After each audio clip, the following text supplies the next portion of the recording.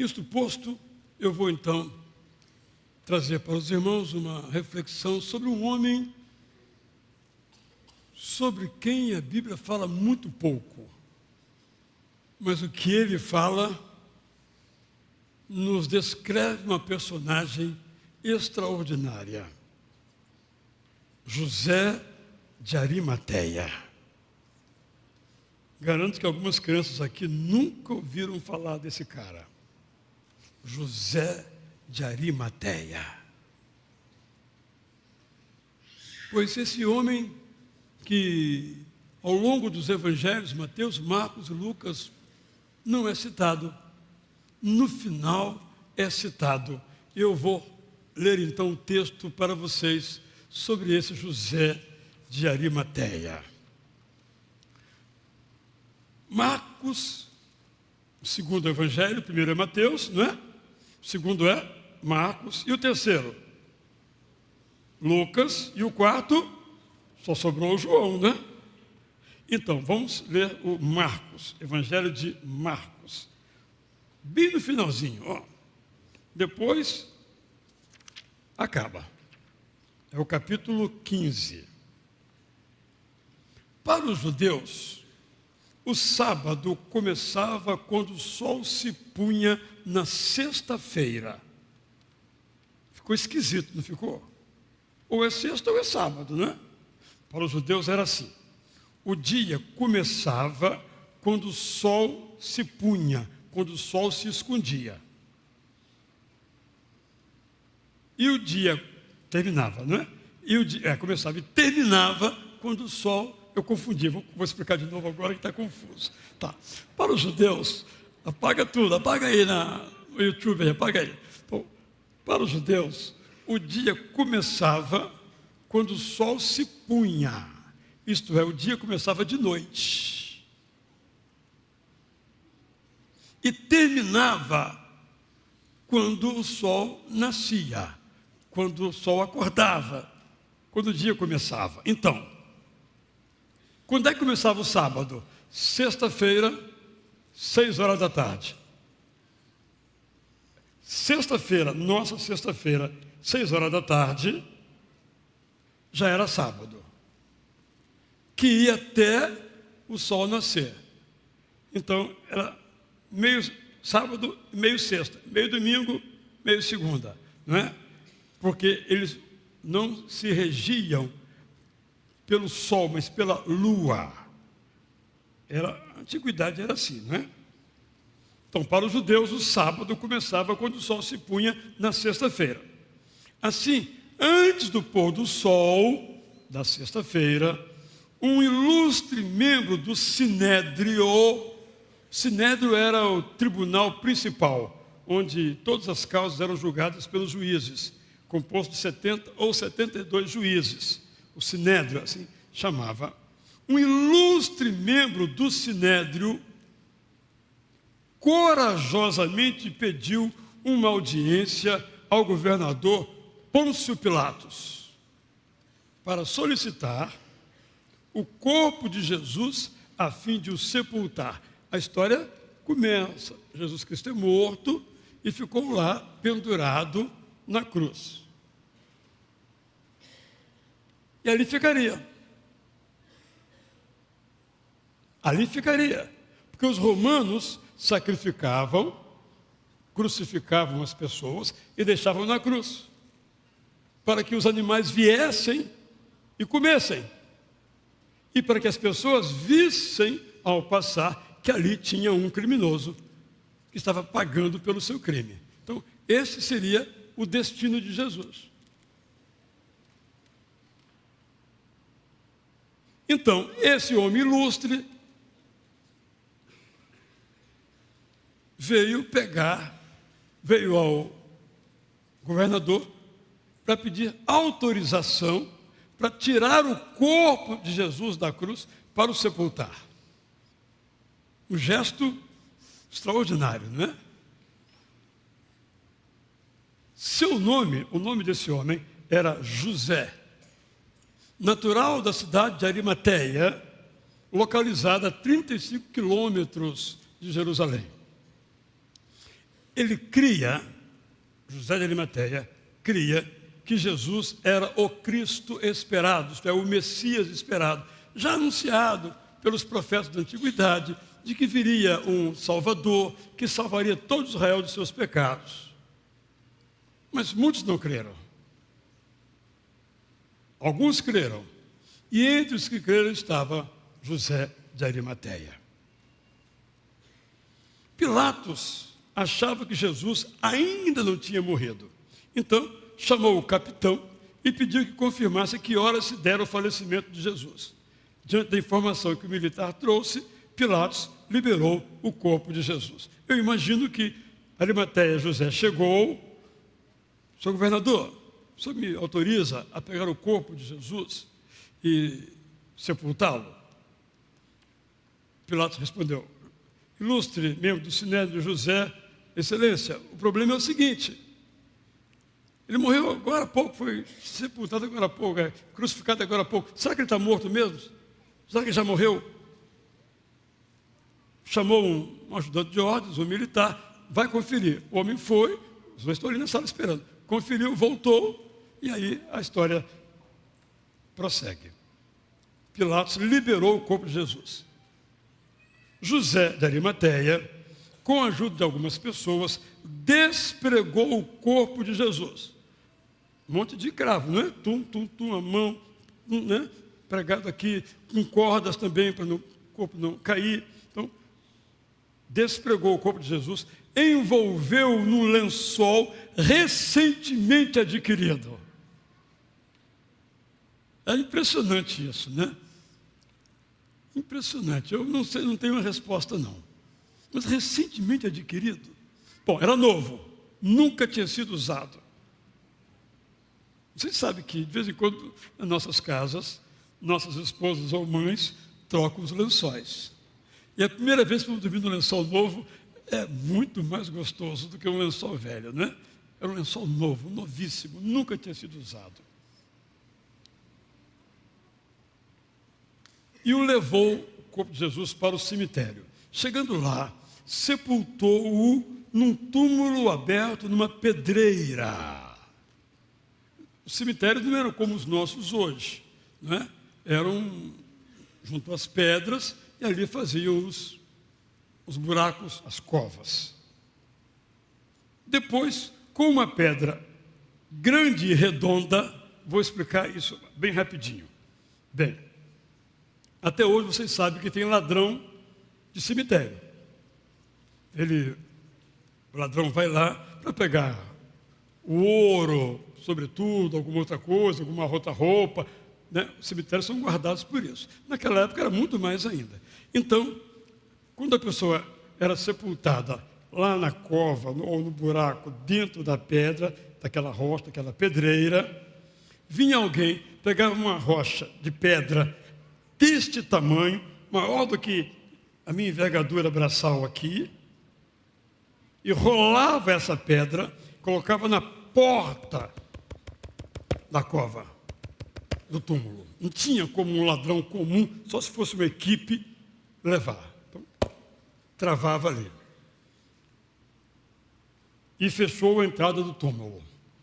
Maria Madalena e Maria, mãe de José, ficaram de longe, observando onde o corpo estava sendo sepultado. Então, este é José de Arimateia. Tudo que nós sabemos sobre ele está nessas poucas linhas que li para os irmãos.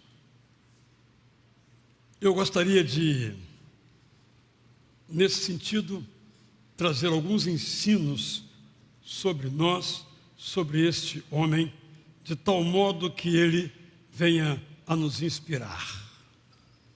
Primeira informação importante que já foi lida é de que José de Arimateia era um membro da elite de Israel.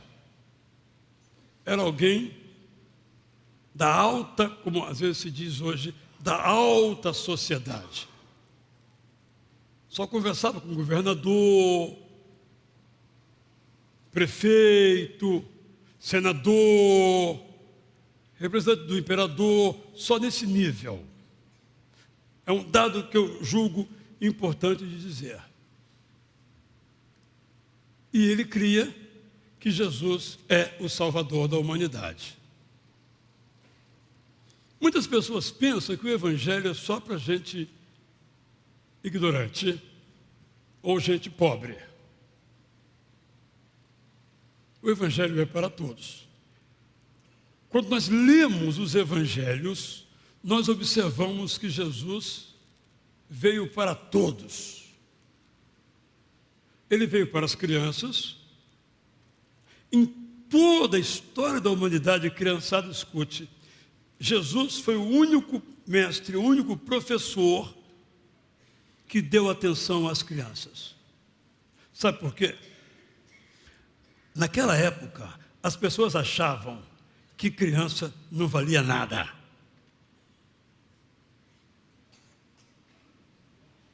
Naquela época era assim. Criança e nada era mais valoroso. Abaixo do nada, do pó de nada. Jesus foi o primeiro mestre, você não encontra em nenhum outro lugar. Foi o primeiro mestre a dizer: criançada, vem cá. Mas elas fazem muita bagunça. Vem cá, faz bagunça aqui comigo. Vem cá. Foi Jesus. Totalmente fora da sua época. Deus homem, não é? Então é importante salientar que ele veio para as crianças.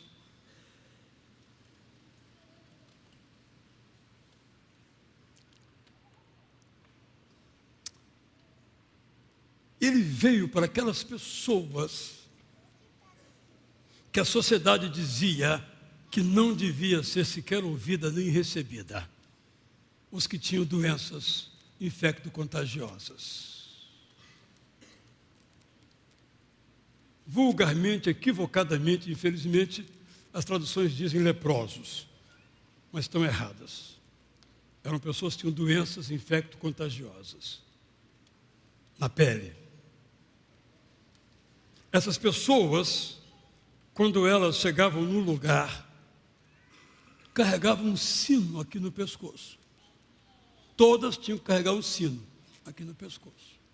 E quando elas iam andando, o sino ia balançando para dizer: sai de perto de mim, que eu sou infecto contagioso. Sai de perto de mim, sai de perto de mim. Aconteceu isso com Jesus algumas vezes. Ele viu um grupo vindo: sai de perto de mim, sai de perto de mim. O que Jesus Cristo fez? Saiu de perto dele, foi ao encontro dele.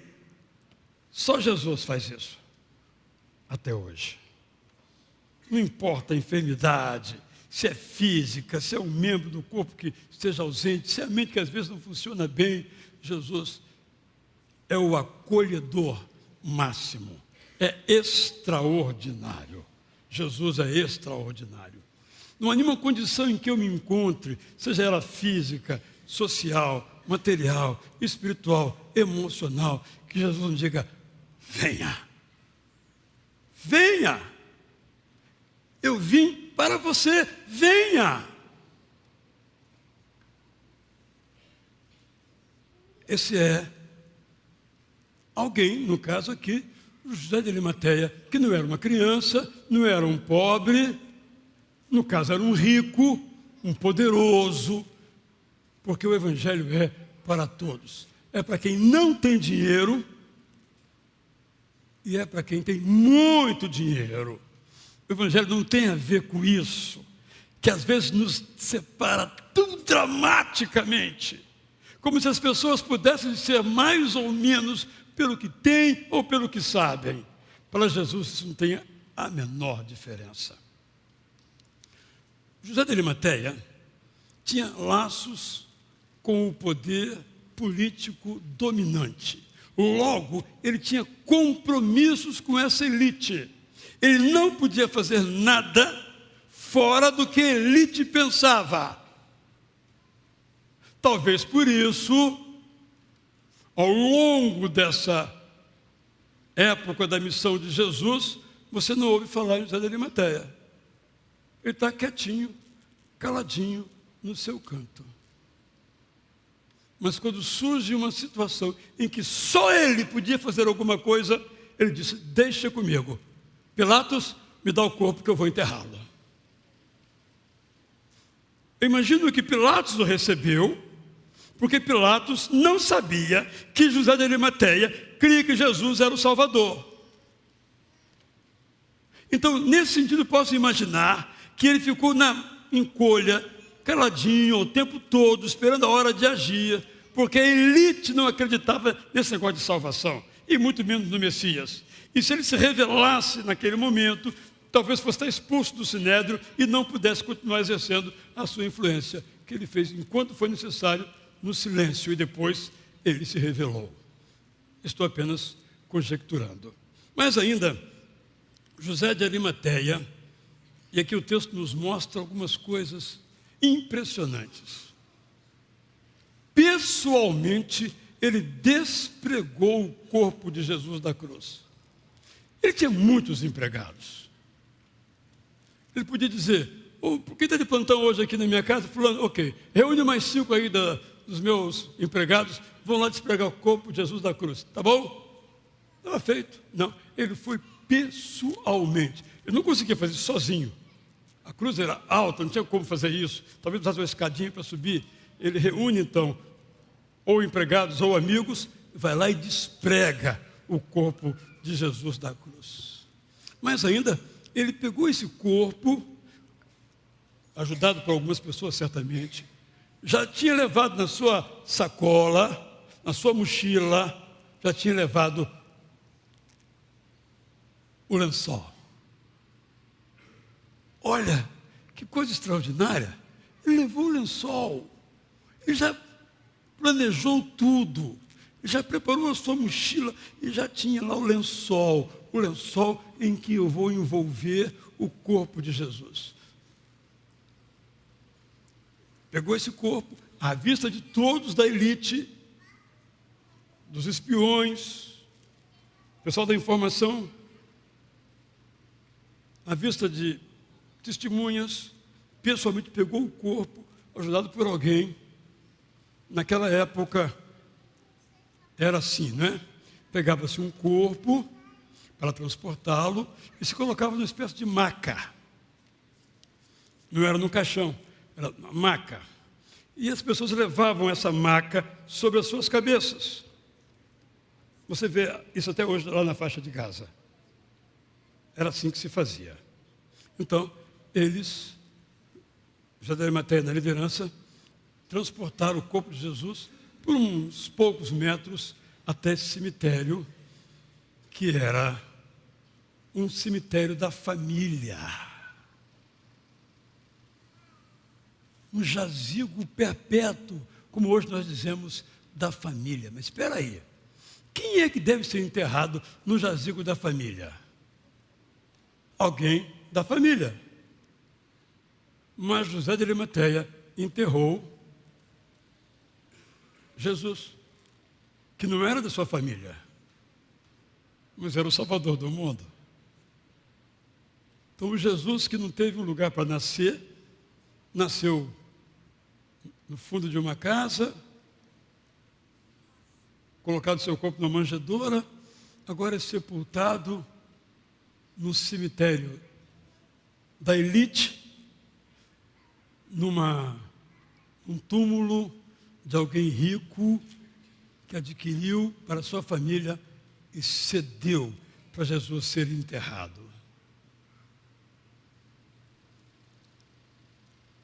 E ele protegeu, diz o texto bíblico, o corpo de Jesus quando providenciou para aquela pedra que separava, selasse, fosse então colocada. Eu quero tirar 4 lições dessa história, dessa personagem. A primeira é a seguinte: José de Arimateia era influente e usou a sua influência. José de Arimateia era influente e usou a sua influência.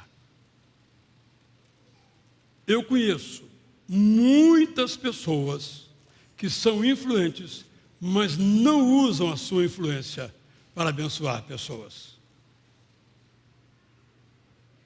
Eu conheço muitas pessoas que são extremamente talentosas, avaliadas bem no mundo profissional, mas não usam isso na comunicação do Evangelho. Vocês também conhecem. Mas o influente José de Arimateia usou a sua influência para cuidar de Jesus. Segundo, ele não se preocupou com a sua imagem. O que é que vão falar de mim no Sinédrio? O que é que vão falar de mim na política? O que é que vão falar de mim nos bares? Eu não estou nem aí por aquilo que vão falar de mim. Eu vou cuidar de Jesus. Ele tomou uma decisão. Há muitas pessoas que seguem uma onda, um pensamento. E esse pensamento muitas vezes colocam a fé num lugar muito debaixo da mesa. Coisa para atrasados, ou para ignorantes, ou para pobres. Não vou me juntar a essa gente, porque eu vou cair na imagem das pessoas, eu vou perder pontos na consideração das pessoas. Há muitos cristãos assim, que se preocupam com a sua imagem. Mas se tem uma coisa que as pessoas procuram, é alguém que diga, eu sou cristão. Por isso, são pessoas respeitadas. Mas aquelas que se escondem, quando são descobertas, não são ouvidas. Porque não são dignas de serem ouvidas, porque esconderam a sua identidade. Terceiro lugar, José de Arimateia, que era rico, usou os seus recursos sem economizar para cuidar de Jesus. Lençol, bom, lençol é mais ou menos barato, né? Um lençol. Mas eu imagino que era um lençol importado da Índia, que era o suprassumo naquela época. Índia. Não é Temu, não, é Índia lá no alto. Era caríssimo, caríssimo. Mas José de Arimateia não se importou com isso. Acho que comprou um túmulo. Quando ele viu como a história ia se transformar, comprou o túmulo para a família. Caríssimo. Vocês sabem quanto custa um jazigo hoje no Brasil? Se você quiser comprar um jazigo, R$25 mil. É isso aí. Por isso nós temos o Promor, que é de graça. Terceiro, ele comprou especiarias, ungüentos, tudo que foi necessário. Ele não economizou. Eu acho que se eu for... Primeiro, Jesus é Deus, não precisa de mim, não é? Eu vou fazer o mínimo. Ele vai gostar, porque ele não se importa com coisas de valor, ele põe do coração. Desculpa esses farrapados que a gente sabe como é que é, né? Aquela famosa pergunta, o dízimo é do bruto ou do líquido? O cara não quer dar o dízimo, fica perguntando se é do bruto ou do líquido. José de Arimateia não.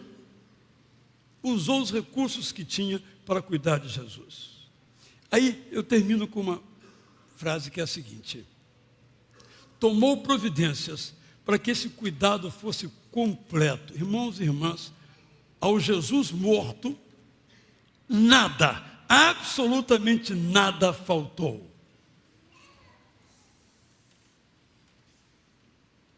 Nos dias de hoje, tem que publicar um anúncio num grande jornal.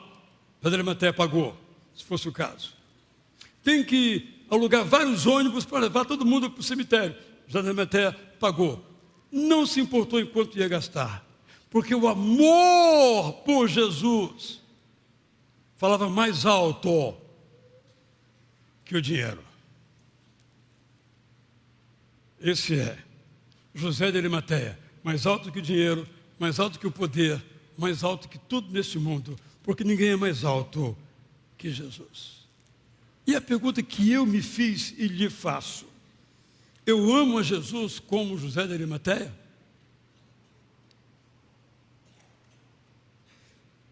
Eu já dei a minha resposta, de mim mesmo para mim. Cabe a você, de igual modo, dar a sua resposta.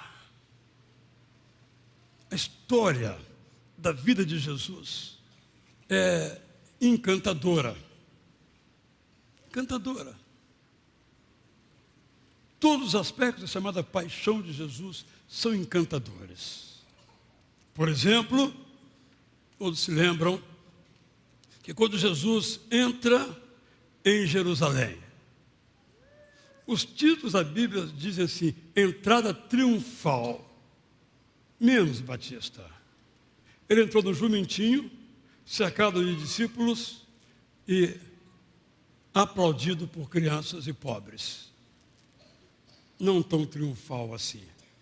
E o que é que cantavam as pessoas quando Jesus entrava em Jerusalém? O que cantavam as pessoas quando Jesus entrava em Jerusalém? Qual era a música? Hosana. Então venham cantar Hosana. É agora. É agora. Estou ligado.